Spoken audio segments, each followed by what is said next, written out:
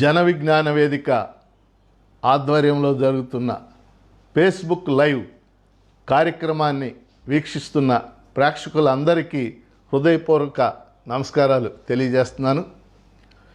జన విజ్ఞాన వేదిక ఆంధ్రప్రదేశ్ రాష్ట్రంలో శాస్త్రీయ దృక్పథాన్ని పెంపొందించడానికి, శాస్త్ర విజ్ఞానాన్ని ప్రచారం చేయటానికి, మూఢ విశ్వాసాలకు వ్యతిరేకంగా పనిచేస్తున్నటువంటి సంస్థ.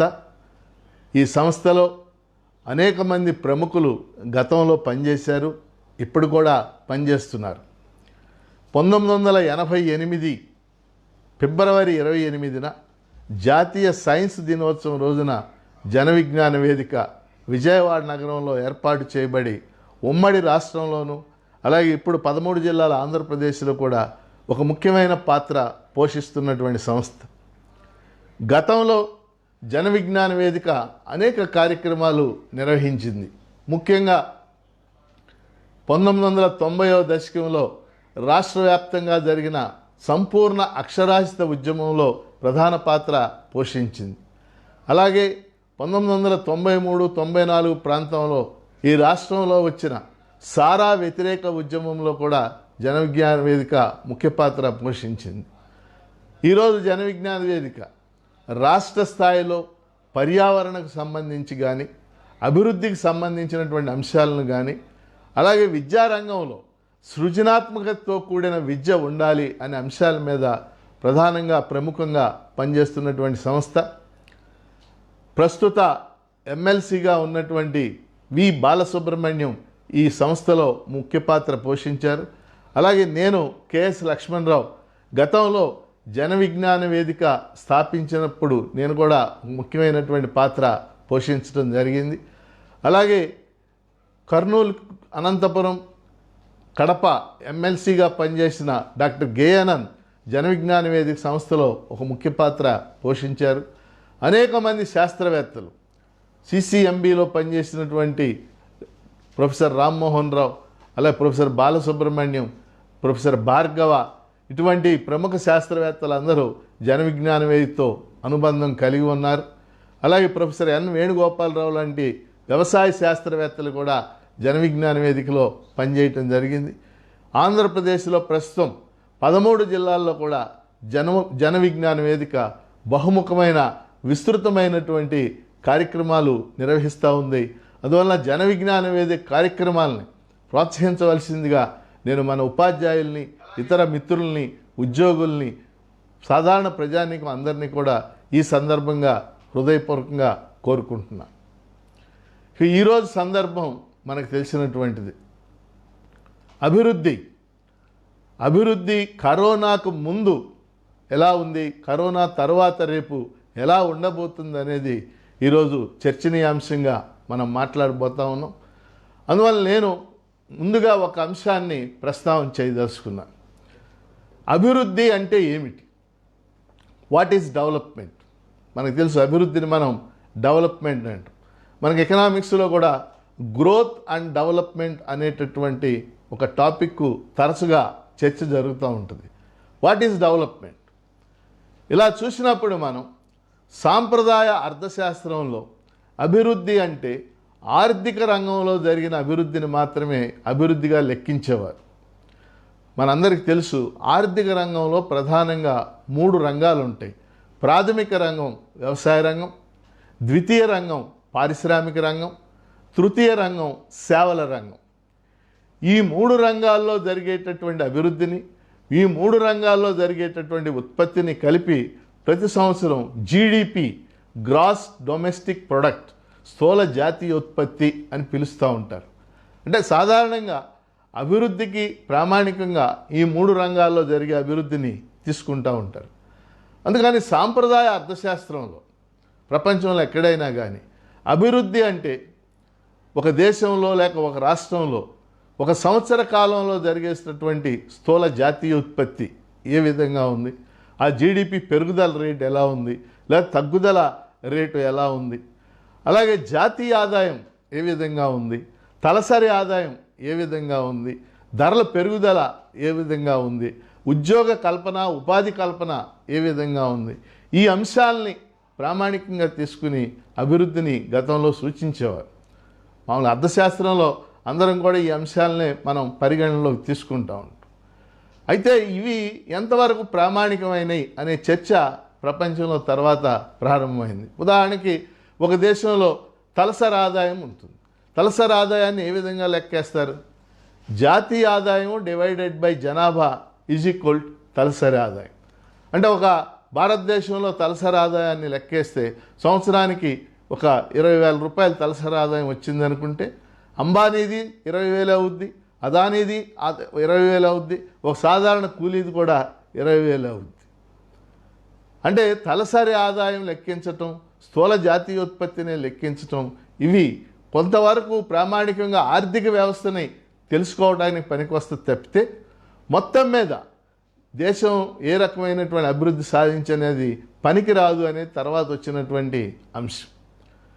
ఎందువల్లంటే 1990వ దశకంలో ఒక కొత్త అంశం ప్రారంభమైంది. UNDP, United Nations Development Programme. అంటే ఐక్యరాజ్య సమితిలో ఇది ఒక వింగ్, ఇది ఒక అంగం. United Nations Development Programme. UNDP ప్రతి సంవత్సరం కూడా ప్రపంచ మానవాభివృద్ధి నివేదికను తయారు చేస్తూ ఉంటుంది. మనందరం వింటాం హ్యూమన్ డెవలప్మెంట్ రిపోర్ట్. 1990వ సంవత్సరంలో మొట్టమొదటిసారిగా మన దేశానికి చెందిన ప్రముఖ అర్థశాస్త్రవేత్త, నోబెల్ బహుమతి గ్రహీత అమర్త్య సేన్ ఆధ్వర్యంలో, అలాగే పాకిస్తాన్కి చెందినటువంటి అర్థశాస్త్రవేత్త మహబూబ్ ఉల్ హక్, ఆయన కూడా చాలా గొప్ప అర్థశాస్త్రవేత్త, తర్వాత మరణించారు ఆయన. వీళ్ళిద్దరు ఆధ్వర్యంలో ఈ ప్రపంచంలో తొలిసారిగా మానవాభివృద్ధి నివేదికని యుఎన్డిపి తయారు చేసింది. 1990 నుంచి ఇప్పటిదాకా, అంటే 2019 దాకా ప్రతి సంవత్సరం కూడా యుఎన్డిపి హ్యూమన్ డెవలప్మెంట్ రిపోర్ట్, అంటే మానవాభివృద్ధిని నివేదికని విడుదల చేస్తూ ఉంటుంది. మానవాభివృద్ధి నివేదికలో అభివృద్ధిని మరో రకంగా నిర్వచించారు. ఆర్థికాభివృద్ధితో పాటు ఒక దేశంలో ఉండేటటువంటి ఆరోగ్యం, విద్య, అక్షరాస్యత, శిశు మరణాలు, స్త్రీ అంతస్తు, కొనుగోలు శక్తి, పర్యావరణ మొదలైనటువంటి అంశాలను కూడా తీసుకుని అభివృద్ధిని లెక్కించాలి అనే ఒక కొత్త కోణం ప్రారంభమైంది. ఈ అంశాలలో కూడా ఒక దేశం ఎలా ఉంటుంది అనేది లెక్కించడం ప్రారంభమైంది. ముఖ్యంగా మరోసారి ఆ విషయాలు చెప్తున్నాను. విద్య, ఆరోగ్యం, శిశు మరణాలు, అక్షరాస్యత, మహిళల స్థానం, పర్యావరణ, కొనుగోలు శక్తి మొదలైన అంశాలను కూడా ఈ పారామీటర్స్, వీటిని ఇండికేటర్స్ అంటాం, అవి కూడా తీసుకుని మానవాభివృద్ధిని లెక్కించాలనే కొత్త కోణం ప్రారంభమైంది. ఉదాహరణకి యుఎన్డిపి 1990 నుంచి ఇప్పటిదాకా ఆ మానవాభివృద్ధి నివేదికని విడుదల చేస్తుంది. గత సంవత్సరం 174 దేశాల మానవాభివృద్ధి నివేదికని విడుదల చేస్తే ఈ 174 దేశాల నివేదికలో నార్వే, స్వీడన్ ఇలాంటి స్కాండినేవియన్ దేశాలు అంటాం, ఇవి దాదాపు 1, 2, 3, 4, 5 స్థానాలు అక్కడ ఉన్నాయి. కానీ భారతదేశం ఈ 174 దేశాల్లో 134వ స్థానంలో. అంటే మనం మానవాభివృద్ధికి వచ్చేసరికి ఎక్కడో వెనుకబడి ఉండేటటువంటి పరిస్థితి. అందుకని ఈరోజు ఈ కార్యక్రమాన్ని వీక్షిస్తున్న వారు అందరూ కూడా, పెద్దలందరూ కూడా గుర్తించవలసినటువంటి అంశం, అభివృద్ధి అనే దానికి నిర్వచనం గతానికి ఇప్పటికీ వచ్చినటువంటి తేడాని మనం గుర్తించాలి. గతంలో అభివృద్ధిని కేవలం ఆర్థిక వ్యవస్థలో జరిగిన అభివృద్ధినే ప్రామాణికంగా తీసుకున్నారు. కానీ ఈరోజు ఆర్థిక వ్యవస్థ అవసరం. ఆర్థిక వ్యవస్థలో పెరుగుదల లేకుండా మిగిలిన సాధించలేం. ఆర్థిక వ్యవస్థతో పాటు మానవాభివృద్ధికి దోహదపడేటటువంటి అంశాలను కూడా పరిగణనలో తీసుకోవాలని అమర్త్య సేను, ఇతర అనేక మంది అర్థశాస్త్రవేత్తలు ఇప్పుడు చెప్తున్నటువంటి అంశం. ఈ అంశాలను ఆధారంగా తీసుకుని అభివృద్ధిలో కరోనాకి ముందు, కరోనాకి తర్వాత ఏ విధంగా ఉందనేది నేను కొన్ని అంశాలు మీ దృష్టికి తేవడానికి కొద్దిసేపు ప్రయత్నం చేస్తాను. ముఖ్యంగా ఈరోజు నేను ఒక 7 అంశాలని మీ దృష్టికి తేదలుచుకున్నాను. 1, అంతర్జాతీయంగా అభివృద్ధి ఏ విధంగా ఉంది, ఉండబోతూ ఉంది. 2, భారతదేశంలో అభివృద్ధి ఏ విధంగా ఉంది, ఉండబోతుంది. 3, పర్యావరణ పరంగా జరుగుతున్నటువంటి చర్చ ఏమిటి, ఏ విధంగా ఉండబోతుంది. 4 వ్యవసాయపరంగా జరగబోతున్నటువంటి అంశాలు ఏమిటి? 5 విద్య, 6 ఆరోగ్యం, 7 కార్మిక హక్కులు. ఈ 7 అంశాల మీద మనం అభివృద్ధికి సంబంధించి ఉండేటటువంటి సంబంధాన్ని మనం విశ్లేషించుకోవాల్సిన అవసరం ఉంది. అందువల్ల ఈ 7 అంశాలని నేను కొద్దిసేపు విశ్లేషించడానికి ప్రయత్నం చేస్తాను. మొదటిది, అంతర్జాతీయంగా ఏ విధంగా ఉండబోతుంది. ఈరోజు అంతర్జాతీయంగా మనకు తెలుసు, ప్రపంచంలో ఏ దేశమైనా సరే ఇతర దేశాలతో సంబంధం కలిగి ఉండక తప్పదు. దీన్నే మనం ఇంటర్నేషనల్ రిలేషన్స్ అంటాం. ఏ దేశము తనకు కావాల్సిన వస్తువుల్ని తానే ఉత్పత్తి చేసుకోలేదు, తనకు కావాల్సినటువంటి టెక్నాలజీ మొత్తం తానే పొందలేదు. తనకు కావాల్సిన వస్తువులు కొన్నిటిని ఉత్పత్తి చేసి కొన్ని వస్తువుల్ని ఎగుమతి చేస్తుంది, తనకు కావాల్సిన అనేక వస్తువుల్ని దిగుమతి చేసుకుంటూ ఉంటుంది. దీన్నే మనం అంతర్జాతీయ వ్యాపారం, ఇంటర్నేషనల్ ట్రేడ్ అంటాం. ఈ విధంగా చూసినప్పుడు ఉదాహరణకు భారతదేశం ఉంది. భారతదేశం టీ పొడి, వజ్రాలు, బట్టలు మొదలైన వాటిని ఎగుమతి చేస్తూ ఉంటుంది. అలాగే భారతదేశం దిగుమతి చేసుకునే వస్తువుల్లో అత్యంత ప్రధానమైనటువంటిది పెట్రోలియం ఉత్పత్తులు. అంటే మనం ఎగుమతులు చేస్తున్నాం, అదే సమయంలో కొన్ని వస్తువుల్ని దిగుమతులు చేసుకుంటాం. ఈ విధంగా వాళ్ళ అంతర్జాతీయ వ్యాపారం ఉంది. అలాగే ఇప్పుడు అమెరికా ఉంది, చైనా ఉంది. అమెరికా చైనా సంబంధాలన్నీ చెడిపోతాయి అని అందరూ భావిస్తున్నారు డొనాల్డ్ ట్రంప్ ప్రకటనలు చూసి. కానీ ఆ విధంగా జరగదు. ఎందువల్లంటే ఇవాళ అమెరికా ఆర్థిక వ్యవస్థ చైనాతో ముడిపడి ఉంది, చైనా ఆర్థిక వ్యవస్థ అమెరికాతో ముడిపడి ఉంది. ఇవాళ అమెరికాలో ఉన్నటువంటి వారు కొనేటటువంటి వస్తువులు ఒక 20 వస్తువులు కనుక చూసినట్లయితే దాదాపు 15 వస్తువులు చైనాలో ఉత్పత్తి అయిన వస్తువుల్ని వాళ్ళు కొనుగోలు చేయటం అనేది జరుగుతుంది. అంటే చైనాలో ఉత్పత్తి అయిన వస్తువులను ఎగుమతి చేయటం కానీ, చైనా కంపెనీలు అమెరికాలో ఉత్పత్తి చేయటం కానీ జరుగుతుంది. అలాగే చైనాలో కొన్ని వందల అమెరికన్ కంపెనీలు పనిచేస్తూ ఉన్నాయి. అందుకని ఇది అంత తేలిగ్గా ఉండే పరిస్థితి కాదు. అందుకని అంతర్జాతీయ వ్యవస్థకు సంబంధించి ప్రధానంగా నేను 2 అంశాలు చెప్పదలుచుకున్నాను. మొదటిది, 1990వ దశకంలో ప్రపంచీకరణ ప్రారంభమైన తర్వాత ద్రవ్య పెట్టుబడి అంటాం, ఇంగ్లీష్లో మనం ఫైనాన్షియల్ క్యాపిటల్ అంటాం, దాని పాత్ర పెరిగింది. ప్రపంచీకరణ పేరుతో సుంకాలు రద్దు చేయాలి, అట్లా వ్యాపారం పెరగాలి అనేటటువంటి దృక్పథంతో ఆ రోజు WTO లాంటి సంస్థల్ని ఏర్పాటు చేయడం అనేది జరిగింది. అలాగే అమెరికా అనేక దేశాలతో కలిసి G8 అనే గ్రూప్ని ఏర్పాటు చేయడం జరిగింది. ఇక్కడ అందరూ ఈ కార్యక్రమాన్ని వీక్షిస్తున్న వారు అందరూ గమనించాల్సినటువంటి అంశం, ప్రపంచంలో దేశాలని 2 రకాలుగా విభజిస్తారు. అభివృద్ధి చెందిన దేశాలు, అభివృద్ధి చెందుతున్న దేశాలు. ఈరోజు ప్రపంచంలో G8 అంటాం. అంటే G8 అంటే group of 8 countries. America, Canada, Britain, France, Germany, Italy, Russia, Japan.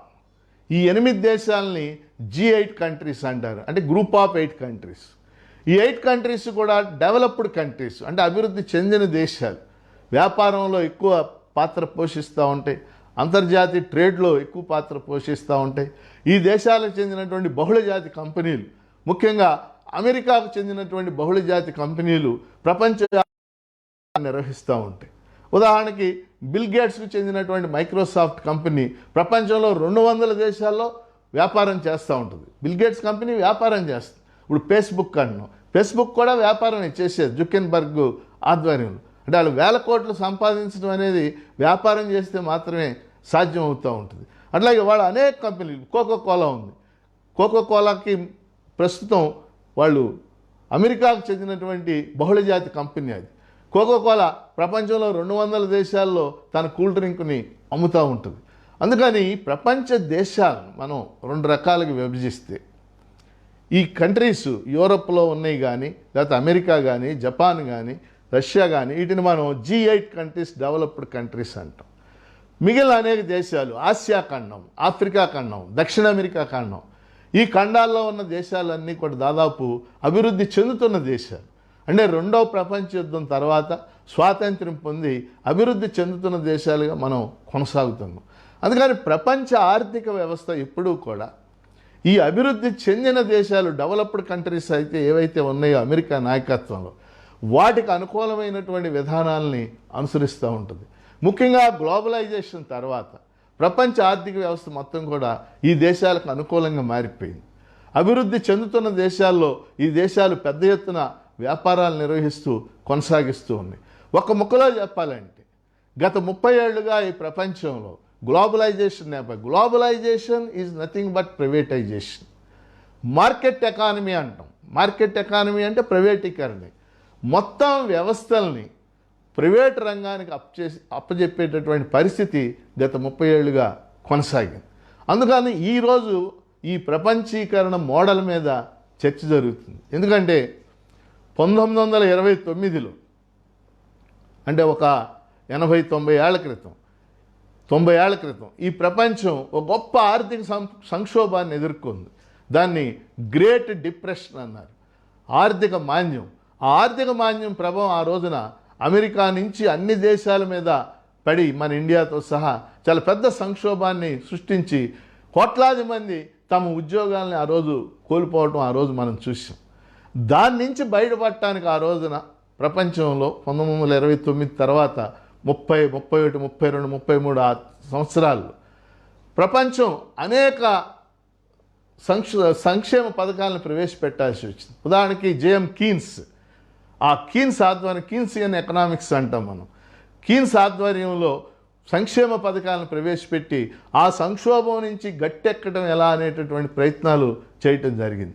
ఆ రోజు అమెరికాలో కూడా ఎఫ్డి రూజ్వెల్ట్ అధ్యక్షుడిగా ఉన్నాడు. ఎఫ్డి రూజ్వెల్ట్ కూడా న్యూ డీల్ పాలసీ అని ప్రవేశపెట్టి ఆర్థిక సంస్కరణలు ప్రవేశపెట్టి అమెరికాని సంక్షోభం నుంచి గట్టెక్కించడానికి ప్రయత్నం చేశాడు. ఎందుకు ఈ పాత ఉదాహరణ నేను చెప్పానంటే ఈరోజు ప్రపంచం ఆర్థికంగా ఒక గడ్డు పరిస్థితిని ఎదుర్కొంటూ ఉంది. కొన్ని లక్షల కోట్లు విలువ చేసేటటువంటి ఉత్పత్తిని ప్రపంచం నష్టపోయింది. అమెరికాతో సహా అనేక దేశాల్లో కొన్ని కోట్ల మంది తమ ఉపాధిని కోల్పోయారు.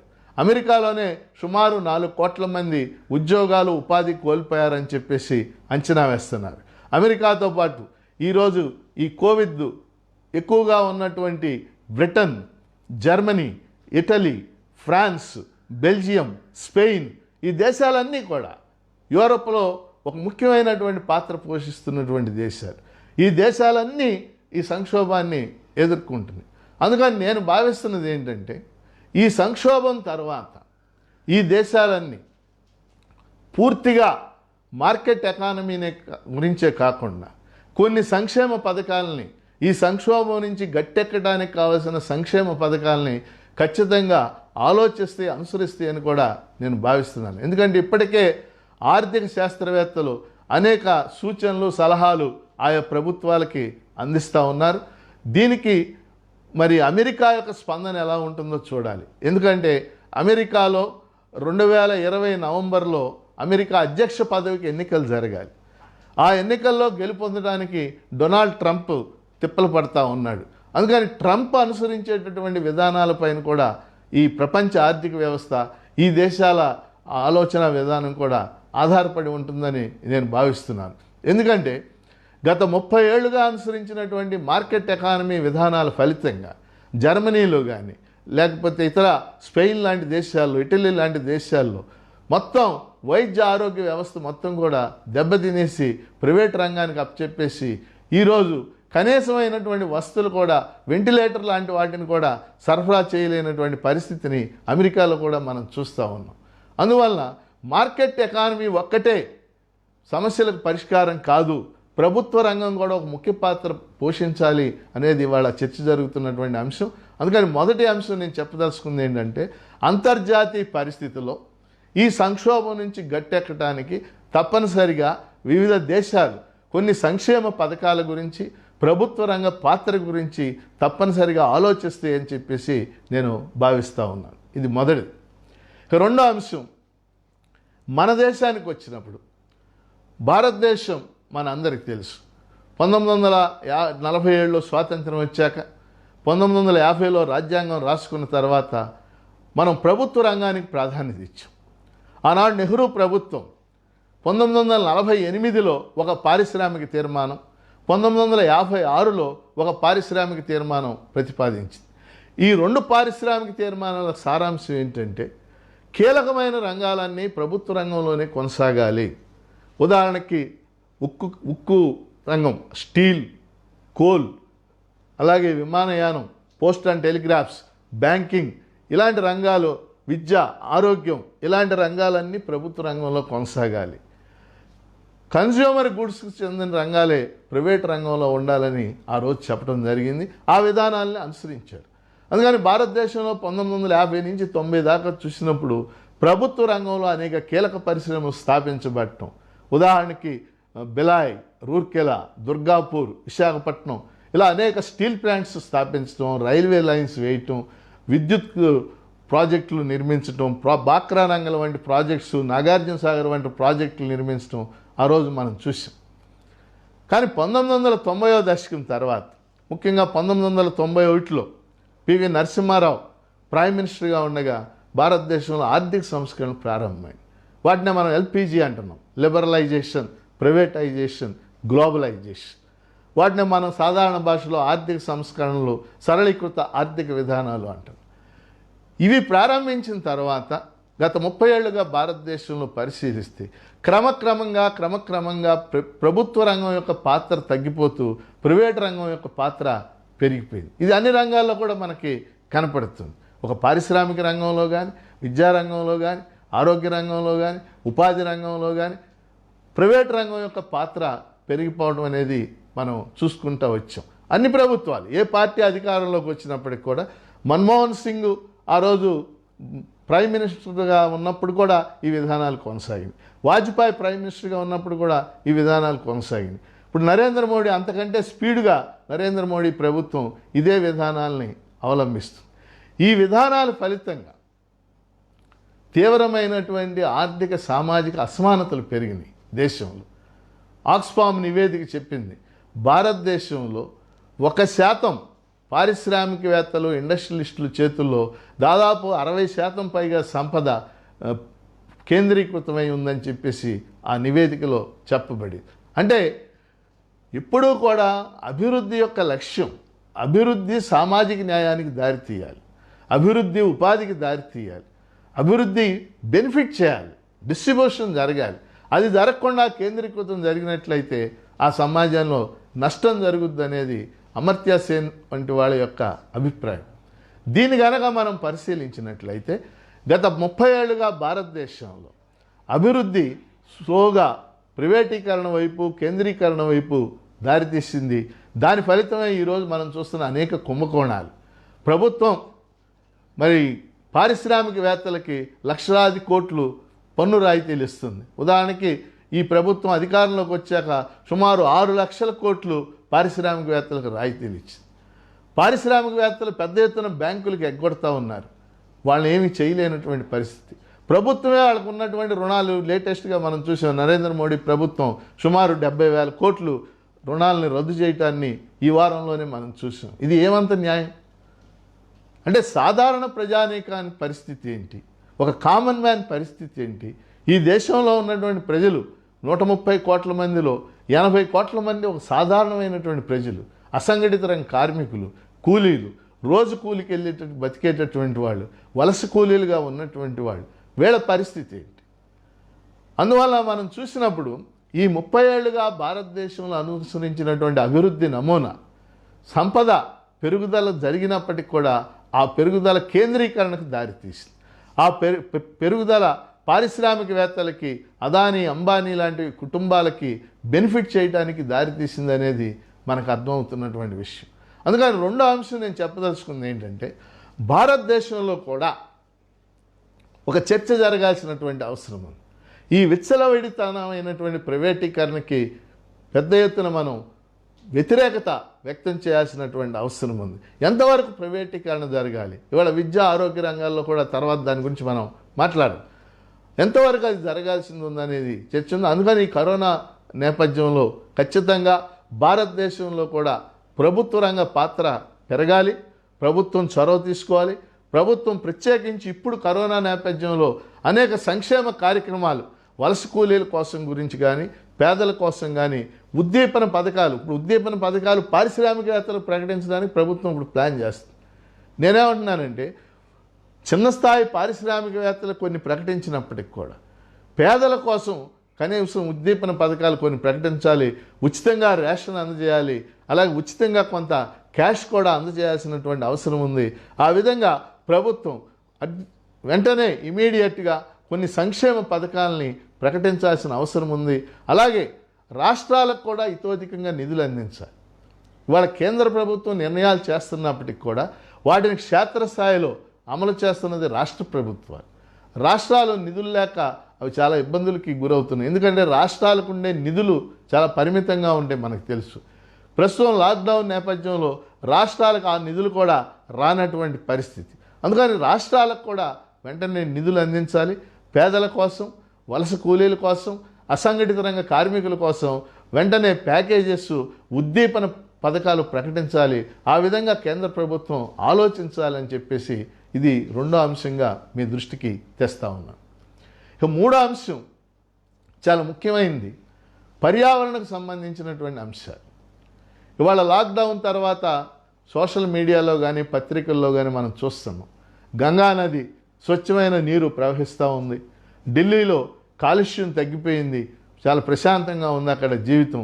అట్లాగే జలంధర్, పంజాబ్లో ఉన్న జలంధర్ నుంచి చూస్తే హిమాలయ పర్వతాలు కనపడుతున్నాయి. ఇలాంటివన్నీ కూడా సోషల్ మీడియాలో అనేక వార్తలు మనం చూస్తూ ఉన్నాం. అందుకని ఇవాళ పర్యావరణం అనేది ప్రపంచవ్యాప్తంగా మన దేశంలో కూడా ఒక ప్రధాన సమస్యగా మన ముందుకి వచ్చింది. ముఖ్యంగా ఓజోన్ పొర క్షీణించటం, గ్రీన్ హౌస్ ఎఫెక్టు, ఇట్లాంటి అనేక అంశాల మీద ప్రపంచవ్యాప్తంగా చర్చ జరుగుతూ ఉంది. ఇక్కడ ఒక ముఖ్యమైన అంశం ఏంటంటే, చాలామంది ప్రశ్నించేది, అభివృద్ధి ముఖ్యమా, పర్యావరణం ముఖ్యమా? అంటే అభివృద్ధిని జరగాలంటే పర్యావరణాన్ని బలిపెట్టాలా? ఇప్పుడు ప్రధానంగా చర్చ జరుగుతున్నటువంటి అంశం. నేనేమంటానంటే అభివృద్ధితో కూడిన పర్యావరణ జరగాలి, పర్యావరణతో కూడిన అభివృద్ధి జరగాలి. అభివృద్ధి పేరుతో పర్యావరణాన్ని, ప్రకృతిని ధ్వంసం చేయకూడదు అనేది నా యొక్క ఉద్దేశం. మనం కూడా మన ఆలోచన విధానాన్ని మార్పు చేసుకోవాలి. ఉదాహరణకు మన కళ్ళ ముందు కనపడుతున్న ఉదాహరణలు కొన్ని ఉన్నాయి.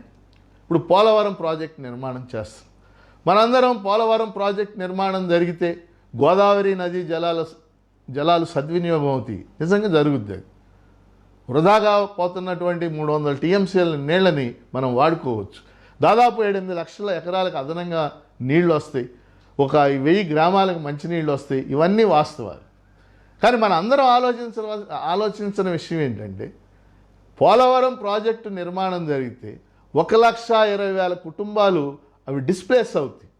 అంటే వాళ్ళ గ్రామాలు వదిలేసి, వాళ్ళ ఇల్లు, వాళ్ళ గొడ్డు గోదా వదిలేసి ఇతర ప్రాంతాలుగా గ్రామాలన్నీ మునిగిపోతాయి.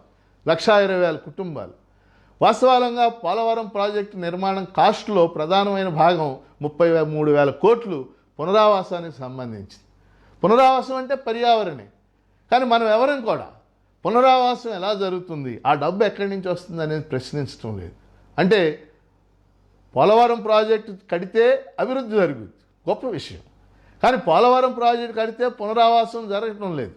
పునరావాసం జరిగితేనే అక్కడ న్యాయం జరిగినట్టు, పర్యావరణ కాపాడినట్లు. అందుకని మన కళ్ళ ముందు కనపడుతున్నటువంటి అంశాలు కూడా మనకు అనేకమైనవి ఉన్నాయి. ఈరోజు మనం చూస్తే మానవుడు అభివృద్ధి అనే పేరుతో ప్రకృతిని ధ్వంసం చేస్తున్నాడు. మైనింగ్ చేస్తున్నాం, మైనింగ్ పేరుతో ప్రకృతిని ధ్వంసం చేస్తూ ఉన్నాం. ఇసుక తవ్వేసి ప్రకృతిని ధ్వంసం చేస్తూ ఉన్నాం. అడవుల్ని నరికేసి ప్రకృతిని ధ్వంసం చేస్తూ ఉన్నాం. వాస్తవంగా ఇవాళ ప్రపంచంలో చాలా పెద్ద ఎత్తున దీని మీద డిబేట్, చర్చ జరుగుతూ ఉంది. నేనేమంటానంటే, ఇది పర్యావరణాన్ని ఎలా కాపాడాలి అనే అంశం మీద ఐక్యరాజ్య సమితి ఆధ్వర్యంలో ఇప్పటికి 3-4 సమావేశాలు జరిగినాయి. మాంట్రియాల్లో ఒక సమావేశం జరిగింది. క్యోటో అని చెప్పేసి జపాన్లో ఒక నగరంలో ఒక సమావేశం జరిగింది. అట్లాగే కోపెన్హెగన్ డెన్మార్క్ దేశంలో ఒక సమావేశం జరిగింది. ఈ సమావేశాలన్నింటిలో కూడా ప్రపంచ పర్యావరణాన్ని ఏ విధంగా కాపాడాలి అనే చర్చ జరుగుతున్నప్పుడు వీటికి ప్రధానంగా అడ్డుపడుతూ వస్తున్నది అమెరికానే. ఆ ఒప్పందాల మీద అమెరికా సంతకాలు చేయటం లేదు. వాస్తవంగా ప్రపంచవ్యాప్తంగా సిఎఫ్సీలు, క్లోరోఫ్లూరో కార్బన్స్ ఏవైతే ఓజోన్ పొరను దెబ్బతీస్తున్నాయో వాటిని రిలీజ్ చేస్తుంది ఎక్కువ భాగం వీటిలో రిలీజ్ చేస్తున్న 70% రిలీజ్ చేస్తుంది అభివృద్ధి చెందిన దేశాలు. మరి అభివృద్ధి చెందిన దేశాలకి పర్యావరణ కాపాడటంలో ముఖ్యమైన పాత్ర ఉంది. అభివృద్ధి చెందిన దేశాలు దీని మీద ఏ విధమైనటువంటి అభిప్రాయాన్ని కలిగి ఉన్నాయి. అందుకని మనం ఏదో పర్యావరణం అంటే మన ముందు ఇంటి ముందు ఉన్న ప్లాస్టిక్ కవర్లు ఇటువంటి సమస్య కాదు ఇక్కడ. ఇది ఒక అంతర్జాతీయ సమస్య. మరి కరోనా నేపథ్యంలో పర్యావరణం మీద అత్యంత పెద్ద చర్చ జరగాల్సినటువంటి అవసరం ఉంది. భవిష్యత్తులో మానవ జీవితం ఇటువంటి వైరస్లను ఎదుర్కోకుండా ఉండాలి అంటే ప్రకృతిని కాపాడాలి. ప్రకృతితో మానవుడు సహజీవనం చేయాలి. ప్రకృతి మనిషి ఒకరికొకరు సహకరించుకుంటూ పర్యావరణాన్ని కాపాడుకుంటూ అభివృద్ధిని సాధించాలి. ఆ రకమైనటువంటి చర్చకి ఇది దోహదపడుద్దని చెప్పేసి కరోనా నేపథ్యం దోహదపడుద్దని భావిస్తున్నాను. ఐక్యరాజ్య సమితి ఆధ్వర్యంలో భవిష్యత్తులో పర్యావరణ గురించి ఆ విధమైన చర్చ జరగాలని చెప్పేసి కూడా నేను కోరుకుంటున్నాను. ఇది 3వ అంశం. ఇక 4వ అంశం చాలా ప్రధానమైంది వ్యవసాయ రంగం. వాస్తవంగా ఈ ప్రపంచానికి అత్యంత కీలకమైంది వ్యవసాయమే, మనందరికీ తెలుసు. మానవ నాగరికత అభివృద్ధి వ్యవసాయంతో ప్రారంభమైంది. మనం ప్రాచీన కాలంలో చూస్తే నాగరికతల అభివృద్ధి మొత్తం కూడా నదుల ఒడ్డునే జరిగింది. నైలు నది నాగరికత, సింధు నది నాగరికత, యూప్రిటస్ నాగరికత, టైగ్రిస్ నాగరికత, మెసపొటేమియా నాగరికత, పర్షియా నాగరికత. నాగరికత అంటే ఏంటి? వ్యవసాయం అభివృద్ధి చెందటం. అంటే మానవ సమాజంలో ఎక్కడైనా సరే ఎప్పుడైనా సరే మొట్టమొదట అభివృద్ధి చెందాల్సింది వ్యవసాయ రంగం. ఇవాళ ఆంధ్రప్రదేశ్లో కృష్ణా, గుంటూరు, లేకపోతే వెస్ట్ గోదావరి, ఈస్ట్ గోదావరి ఇలాంటి జిల్లాలు కొంత అభివృద్ధి చెంది ఉన్నాయంటే దానికి ప్రధానమైన కారణం వ్యవసాయ రంగం అభివృద్ధి చెందటం. వ్యవసాయ రంగం అభివృద్ధి చెందడానికి ప్రధాన కారణం ఇక్కడ నీటి వనరులు కృష్ణా నది మీద, గోదావరి నది మీద ప్రాజెక్టులు నిర్మించడం. అందుకని అటువంటి వ్యవసాయ రంగం అభివృద్ధి చెందిన దేశాలను వదిలేస్తే మనలాంటి దేశాలు, ఇప్పుడు భారతదేశం ఉంది, భారతదేశంలో ఇప్పటికీ 62% జనాభా వ్యవసాయ రంగం అనుబంధ పరిశ్రమల మీదే ఆధారపడి ఉన్నారనే సంగతి మనందరికీ తెలిసింది. కానీ చాలా ప్రభుత్వాలు గత 30 ఏళ్లుగా అన్ని ప్రభుత్వాలు దాదాపు వ్యవసాయ రంగాన్ని పూర్తిగా నిర్లక్ష్యం చేసింది. డాక్టర్ ఎంఎస్ స్వామినాథన్ గొప్ప వ్యవసాయ శాస్త్రవేత్త. వ్యవసాయ రంగ పునరుజ్జీవనానికి ఆయన అనేక సూచనలు చేశారు, ప్రభుత్వాలు పట్టించుకోలేదు. ప్రొఫెసర్ జైతి ఘోష్ జవహర్లాల్ నెహ్రూ యూనివర్సిటీలో ఆవిడ గొప్ప ప్రొఫెసర్, ఆవిడ అనేక సూచనలు చేశారు, ప్రభుత్వాలు పట్టించుకోలేదు. ఈరోజు వ్యవసాయ రంగాన్ని ప్రభుత్వాలు నిర్లక్ష్యం చేయటం వల్ల, వ్యవసాయ రంగానికి అనుబంధంగా పెట్టుబడులు పెట్టకపోవటం వల్ల పెద్ద ఎత్తున వ్యవసాయ రంగం నష్టపోవటం మనం చూస్తూ ఉన్నాం. వ్యవసాయం పండిన పంటకి ధర ఉండకపోవటం, దానికి మార్కెటింగ్ ఉండకపోవటం, అలాగే ప్రకృతి బీభత్సాలు సంభవించటం, వీటన్నిటి వల్ల వ్యవసాయం పెద్ద ఎత్తున నష్టపోవడం అనేది మనం చూసాం. కానీ ఈ రోజున కరోనా సంక్షోభ నేపథ్యంలో ప్రజల్ని వాస్తవంగా కాపాడుతుంది వ్యవసాయ రంగమే, మనందరికీ తెలుసు. ఈరోజు ప్రజలు ప్రపంచవ్యాప్తంగా ఏ దేశంలో అయినా, ఏ రాష్ట్రంలో అయినా, ఏ నగరంలో అయినా మాకు ఆహార ధాన్యాలు కావాలి, మాకు గోధుమలు కావాలి, మాకు గోధుమ పిండి కావాలి, మాకు చికెన్ కావాలి, మాకు మటన్ కావాలి, మాకు కూరగాయలు కావాలి, మాకు పండ్లు కావాలి. ఎవరు ఇవన్నీ ఇచ్చేది? ఈ పండ్లు ఎవరిస్తారు? ఈ కూరగాయలు ఎవరిస్తారు? ఈ మటన్, చికెన్ ఎవరిస్తారు? ఈ గోధుమ పిండి, బియ్యం ఎవరిస్తారు మనకి?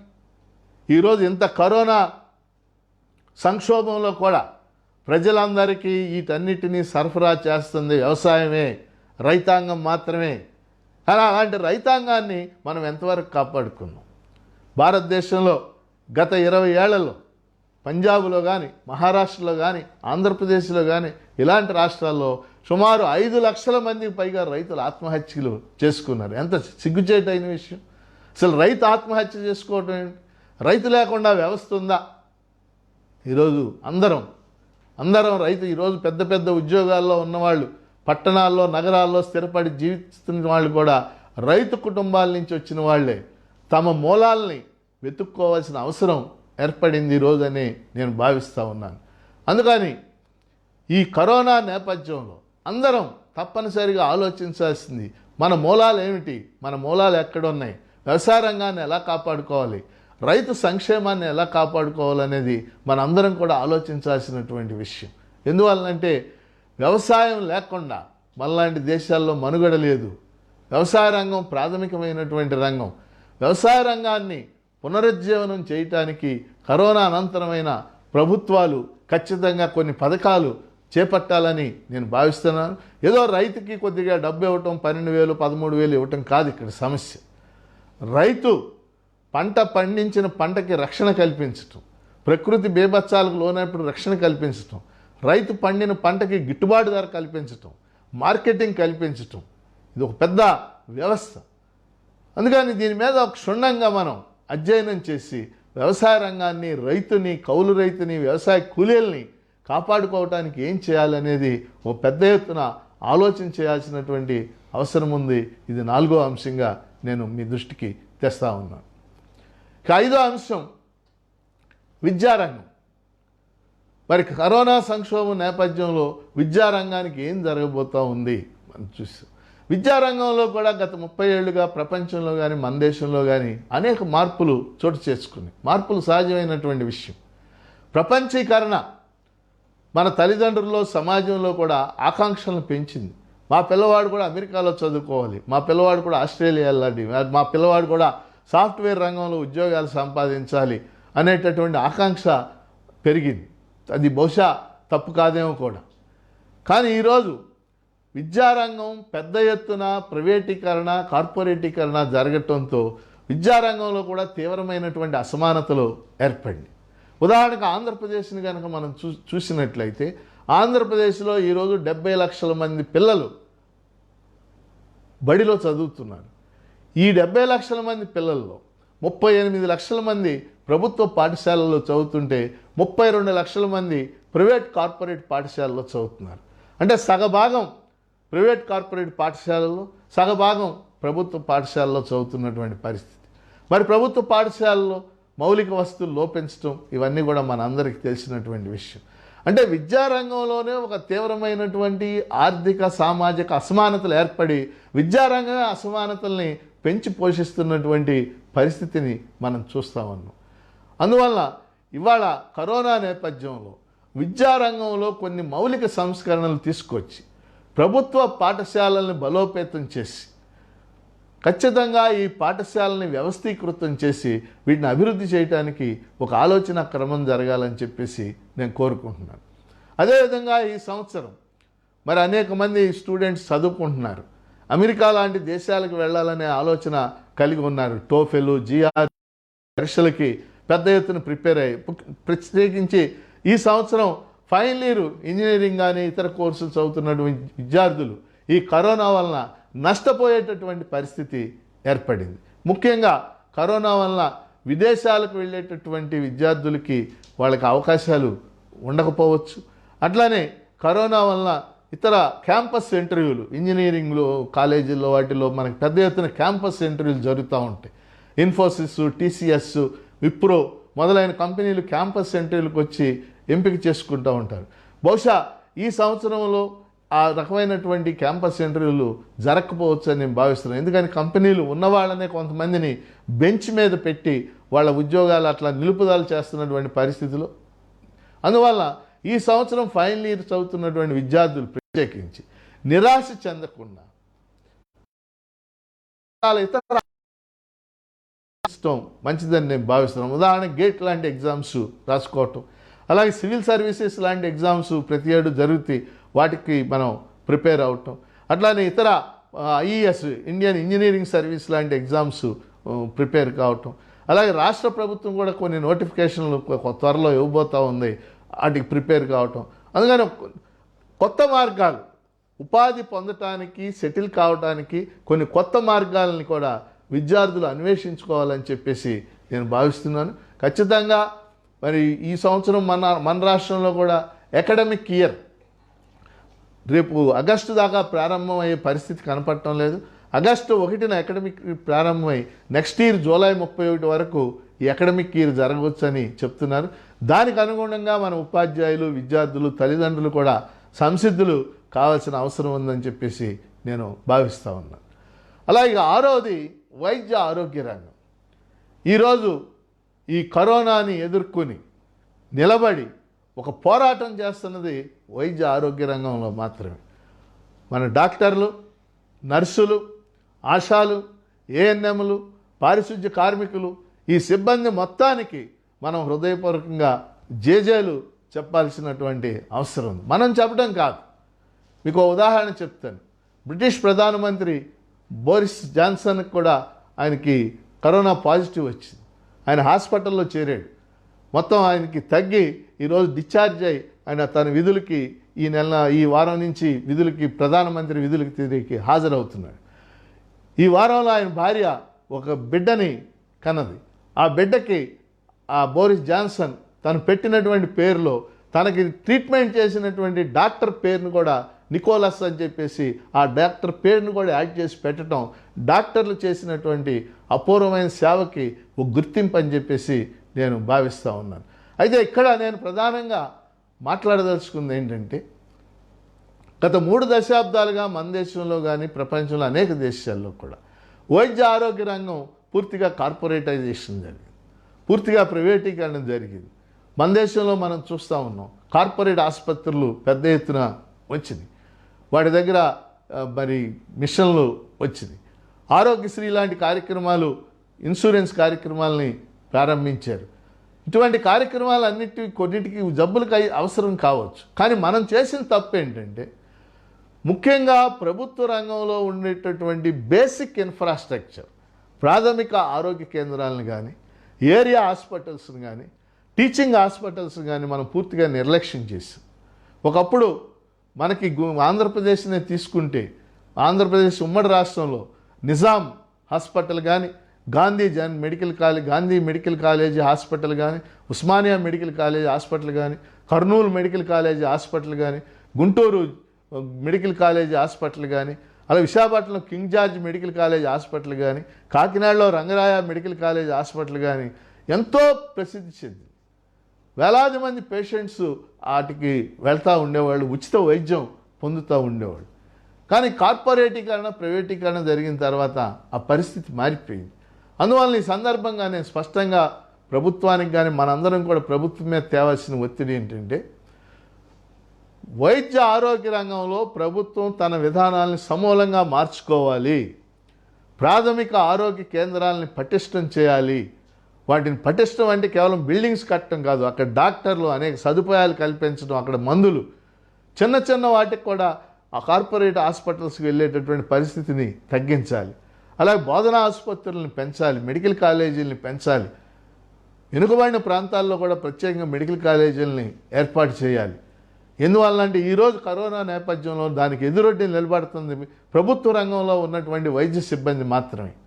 అందుకని సమూలంగా వైద్య ఆరోగ్య రంగంలో మార్పులు అటు కేంద్ర స్థాయిలో, అటు అంతర్జాతీయ స్థాయిలో, ఇటు రాష్ట్ర స్థాయిలో కూడా రావాల్సి ఉందని చెప్పేసి నేను భావిస్తున్నాను. ఇది 6వ అంశం. ఇక 7వ అంశం, చివరి అంశం ఏంటంటే, కరోనా నేపథ్యంలో ఒక పెద్ద ప్రమాదాన్ని మనం ఎదుర్కోబోతా ఉన్నాం. అదేంటంటే, ఉద్యోగులు, కార్మికుల హక్కుల మీద పెద్ద ఎత్తున దాడి జరగబోతుందని నేను భావిస్తూ ఉన్నాను. ఎందువల్లంటే ఉత్పత్తి నష్టపోయాం.